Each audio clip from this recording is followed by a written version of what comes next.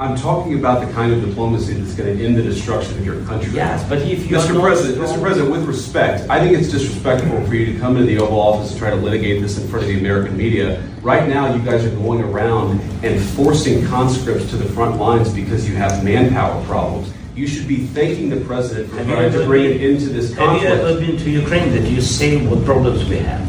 I have been to. Come once. I've actually watched and seen the stories, and I know what happens is you bring people, you bring them on a propaganda tour, Mr. President. Do you disagree that you've had problems bringing people in your military? And do you think that it's respectful to come to the Oval Office of the United States of America and attack the administration that is trying to prevent the destruction of your country? A lot of questions. Let's start from the beginning. Sure. First of all, during the war, everybody has problems. Even you, but you have nice ocean and don't feel now, but you will feel it in the future. God bless. You don't know that. God bless. You don't God know bless. You will not have a war. Don't tell us what we're going to feel. We're trying to solve a problem. Don't tell us what we're going to feel. I'm not telling you. Because you're in no position to dictate that. That's exactly what you're doing. You're in no position to dictate what we're going to feel. We're going to feel very good. We're going to feel very good and very strong. You're right now not in a very good position. You've allowed yourself to be in a very bad position, and he happens to be right about it. From the very beginning of the war. You're not in a good position. You don't have the cards right now. With us, you start having cards. But right now, you don't. Yeah, you're playing cards. You're playing cards. You're gambling with the lives of millions of people. You're gambling with World War III. You're gambling with World War III. And what you're doing is very disrespectful to the country, this country. That's back to you. Far more than a lot of people said they should have. Have you said thank you once this entire meeting? No, in this entire meeting, you said thank you. You went to Pennsylvania and campaigned for the opposition in October. Offer some words of appreciation for the United States of America and the president who's trying to save your country.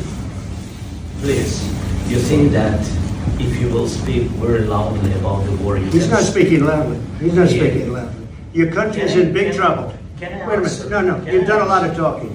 Your country is in big trouble. I know. You're not winning. You're not winning this. You have a damn good chance of coming out okay because of us. Mr. President, we are staying in our country, staying strong from the very beginning of the war. We've been alone.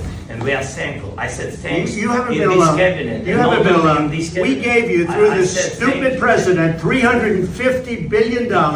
We gave you military equipment, and your men are brave, but they had to use our military. If you didn't have our military equipment, this war would have been over in 2 weeks. In 3 days. I heard it from Putin. In 3 days. This is something maybe less. In 2 weeks, of course, yes. It's going to be a very hard thing to do business like this. Again, just say thank you. I said a lot of times to American people. Accept that there are disagreements, and let's go litigate those disagreements rather than trying to fight it out in the American media when you're wrong.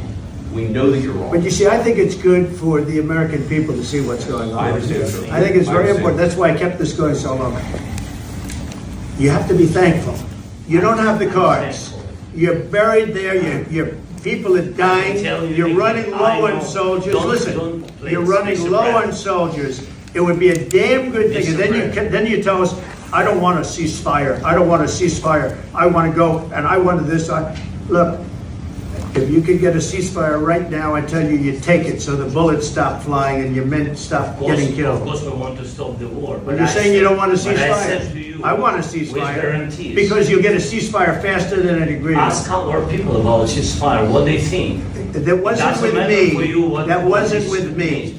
That was with a guy named Biden, who was not a smart person. That was with Obama. It was your president. Excuse me. That was with Obama, who gave you sheets, and I gave you javelins. Yes. I gave you the javelins to take out all those tanks. Obama gave you sheets. In fact, the statement is, Obama gave sheets and Trump gave javelins. You got to be more thankful, because let me tell you, you don't have the cards. With us, you have the cards. But without us, you don't have any cards. One more question to Mr. Vice President.